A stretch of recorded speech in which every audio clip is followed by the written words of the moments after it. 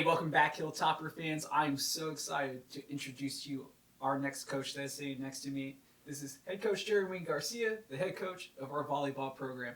And Coach Garcia, thank you for joining us here on Media Day. It's a pleasure to meet you and really get a chance to know you. I know the fans are really wanting to get to know you as well because it is your first season as a head coach. Why don't we kind of take the fans back and give them an idea, a little bit about your journey, how you got to this point. You are an Austin kid. You went to UT, the University of Texas, and you were a volunteer coach there, kind of just get your foot in the door. But from what I understand, you were last at Duke as an assistant and found your way here to the Hilltop. Yeah, that's exactly right. Born and raised here in Austin. Got a chance to work with the volleyball program at Texas when I was an undergrad. And that was my first exposure to this world. And I knew this is what I wanted to do. So I found every opportunity that I could to continue to grow and continue to learn, utilizing resources, a network of incredible people that have been helping me out along the way, to go to Duke the last 3 seasons as an assistant coach. And then that same network, that same strategy, that same approach allowed me to find this opportunity here at St. Ed's and ready to get the ball rolling. I mean, do you find it a little coincidental that it just happens to be in your home city? I think so, a little bit. For me, it was always about wanting to get back home at some point. I had really no intention that it would happen this soon, this early in my career, but the fact that the opportunity was available, and as I went through the interview process, it became more and more, obviously the home part was a large factor, but all the pieces I started to learn along the way, it became more about the opportunity for the program itself, more so than me, and what this program can accomplish in a city like Austin, an institution like St. Ed's, and with a sport like volleyball. I think those 3 things come together to make something really, really special. And so the potential's there. Now it's for us to go chap it. I was going to say, Coach, I'm already excited. I mean, you already sound like you're going to be a great ambassador, not just for the university, but obviously the city, because inside and out. Let me ask you to give the idea back at home. It's like, obviously, brand new head coach. That also means a brand new support staff. And you brought in about 3 new people, including another volunteer. Can you kind of elaborate on them? Absolutely. So Taylon Cook is our assistant coach. He spent the last season on the men's volleyball side as an assistant at Cal State Northridge, which was also his alma mater. So he was a Division I libero on the men's side. Brings a lot of experience, not just playing, but coaching and teaching all ages. So he coached on the club side as well as at college or the college level. And my vision for him, right, and his role within our program is he's going to take over our first contact. So anything passing related defense is going to be his realm. And I think he's going to allow us to elevate our side, that side of our game, at a really high level really quickly. And then Richard Flores is one of our volunteer assistants. He hails from San Antonio.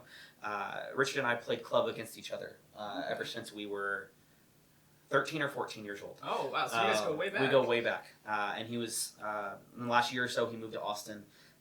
And when I got the job, the stars kind of aligned. And it made sense for him to get in the gym. He wants to be in the gym. My respect for him comes from how he can relate to young people. I think when he walked in for our team meeting yesterday, every girl in the room screamed at some level, right? Because they hadn't seen him, right, since April. And so that's what I'm most excited about for him. And then he played at a high level, so he can bring some of that experience as well. And then Jaden Nimhart is rounds out our coaching staff, and played at Kansas State and Long Beach State, so played at an incredibly high level. Was an incredibly successful prep player growing up. And for me, I think the idea and what her role is going to be for us is someone who's done it. Right? She played volleyball, women's volleyball at an incredibly high level, went through the experiences she did, had success, and now can be that resource for our current team, where they can say, hey, how'd you navigate this scenario? The other 3 of us are males, right? So there's a level of relatability that Jaden can bring, as well as just high-level experience that I think as we thought about how we wanted to put our staff together, it was about how do we impact these kids the most? Obviously, we want to be successful. We want to win matches. But how can we make this an experience that they can go home and they can graduate and they say, those were the best 4 years of my life. Those 4 years set me up to go do even greater things now. And I think this group of coaches is going to be a really special and a really big piece to that process. Well, Coach, we talked about how you're new to the fans out there, how your staff is new to the fans out there, but the players that are coming back, we're very familiar with. How long did it really take you guys to get a chance to gel? Have you had a chance to assess what you have? Absolutely. Because basically everybody returned Yeah, pretty much everybody is back. And as a new head coach, you don't really know what that's going to be like. Sometimes you lose your whole roster. Sometimes you have a semester and then you lose your whole roster, right? But this group from the jump was about wanting change. They were about wanting a different experience. And our conversations early on were a lot about, okay, what are you willing to give to make that happen, right? We're going to do our part as coaches, but we need 100% buy-in top to bottom of our whole program. If we say we want a different experience, then how are we going to make that happen, sort of thing. And they were great from the jump. I think they were bought into that idea. They were bought into what we were trying to do from a coaching staff standpoint, as well as them accepting, hey, maybe I have to change some of my behaviors too.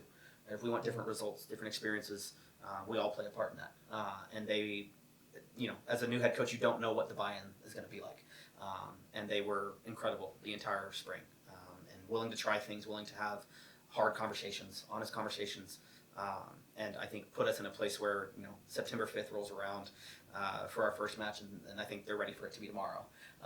We need to practice a little bit, but they're excited. I mean, the good thing is it also sounds like you're ready for it to just be tomorrow as well. Yeah. And I mean, I'm really excited for the season to get started, and mainly because I know that this program, it's had some lean years here recently, but I also know like what it's capable of. Yeah. And I'm wondering like what your thought might be going into this season, because the record didn't necessarily reflect the talent that we have available, and I mean I call every game, so it's just like it was just really a matter of when it comes together, it's just inconsistent. Yeah. And I guess from a coaching standpoint, just like kind of what you've been noticing, like maybe what you saw from last season to what you were trying to implement from your reign coming into this season. Yeah, absolutely. I think there's a big C word that you said, and that's going to be one of our themes is consistency. Learning what consistent means, right? And what does it mean for each individual, for sure, but also what does it mean for us as a group to be consistent? If five setters aren't easy, so we would love to avoid those as much as possible, and if we put ourselves in a position where we win two sets, whether we're up 2-0 or 2-1, what does finishing look like, right? What does how we finish look like compared to how we started? But another comment that you made that has been kind of my internal dialogue has been the record does not reflect the roster. This group is incredibly talented, and I think they're in a very similar boat where they're ready for that. They're ready for that statement to be made of, hey, this is who we are, and we're willing to put in the work to prove it. I mean, and I really feel that you have a really strong like linchpin, like somebody that can really move this team around with Althea Morris. I mean, her freshman season was one of the best freshman season I've ever seen in this volleyball program. So I'm really excited to see her growth under your leadership coming this season. Absolutely, yeah. She's the kind of player that you build a program around, that you build systems around, that you want to empower her to take the reins. She's going to be one of our captains this fall. So young. So, yeah, and I think it was a matter of the work she puts in. She has the respect of her teammates, and she's going to be able to utilize that just a little bit more than she has in the past. Yeah, I mean, I know she has those targets up front. She has Clay, she has Fording, Batty, or Badley. So options are going to be there. I guess it's just all about like how you're going to put the pieces into place. Yep, and that's the next. We have 18 practices before our first match, and so that's going to be what those 18 are about. 2 scrimmages in there, and it's figuring out that combo, right? And maybe it's not the same for every night. Maybe we have some versatility, but that's on us 4 coaches to figure out. Let me ask you, Coach. Obviously, since we're talking about kind of like we're trying to rebuild this program, we're trying to get it back to the presence that it was like maybe a decade ago. Yeah. What would constitute like real success for you this season? Because I understand like how it's not going to just change overnight, but the possibilities are there. Right. We're not afraid to talk about goals in our program. We're not going to be shy about what we think this program can accomplish and achieve these first few years. And year 1 is about the conference tournament. We want to be one of the top 8 of 18 teams in what we think is the best conference in the country. And what does it take to get there, right? What matches do we have to win?